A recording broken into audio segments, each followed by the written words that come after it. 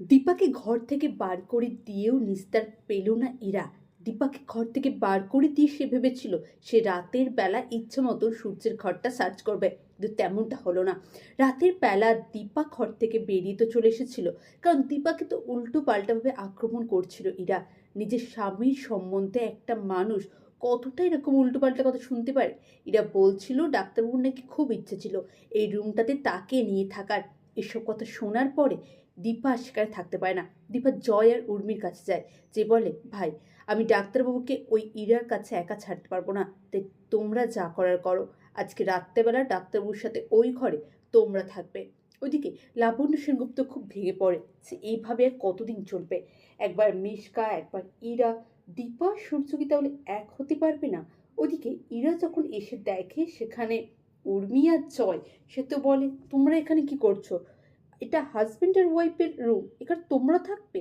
তখন উর্মি বলে, হাজব্যান্ড? তোমার দাদাইকে দেখে এখন হাজব্যান্ড বলে মনে হচ্ছে, কিন্তু কি করবো বলো, আমরা তো আজকে এই ঘরে থাকবোই। আজকে ধরো তোমাদের বাসর রাত, বাসর রাত আমরা যাচ্ছি। ওইদিকে রাতের বেলা ঘুম থেকে উঠলো ইরা। ইরা রাতের বেলা ঘুম থেকে উঠেই ড্রয়ারটা খুলবে। ড্রয়ার খুলে তার একটা জিনিসই, তার যেটাতে প্রাণভোমরা আছে, তার পেন ড্রাইভ, সেটা খুঁজতে যাবে। তখনই ইরা চলে আসে। হ্যাঁ বন্ধুরা, অনুরাগের ছোঁয়ার আগামী পর্বগুলিতে আপনারা ঠিক এমনটাই দেখবেন। চ্যানেল নতুন হলে চ্যানেলটা সাবস্ক্রাইব করে ভিডিওতে অবশ্যই একটা লাইক করে দেবেন। জামাই ষষ্ঠীর সকালে অজয় বাবু মিষ্টি উপহার নিয়ে হাজির, কিন্তু সে তার এক জামাইয়ের জন্যই উপহার নিয়ে এসেছে, কারণ সূর্য এখন নাকি তারা জামাই নয়। ওইদিকে সূর্য তাকে প্রণাম করে, প্রণাম করে বলে, তুমি যে ওকে উপহার দিলে, আমাকে উপহার দেবে না? সত্যি সূর্যের বাচ্চাদের মতন করে ব্যবহারটা খুব মিষ্টি লাগছে।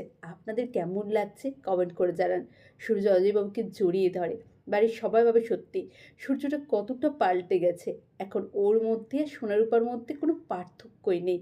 কিন্তু ইরা, ইরা কি এত সহজে সূর্যকে ছেড়ে দেবে? সে সূর্য না কোনো আবার বড় ক্ষতি করে দেয় তার নিজের স্বার্থের জন্য। কিন্তু রাতের বেলা ইরার কাছে সে ভালোই ধরা পড়েছিল। বাড়ির সবাই এটা তো বুঝতে পারছে যে ইরা কোনো মতলব এসেছে, তাই সবাই তাকে চোখে চোখে রাখছে। হ্যাঁ বন্ধুরা, অনুরাগের ছোঁয়ার আগামী পর্বতে আপনারা ঠিক এমনটাই দেখবেন। চ্যানেল নতুন হলে অবশ্যই চ্যানেলটা সাবস্ক্রাইব করে দিন। অনেক ধন্যবাদ সকলকে ভিডিওটি দেখার জন্য।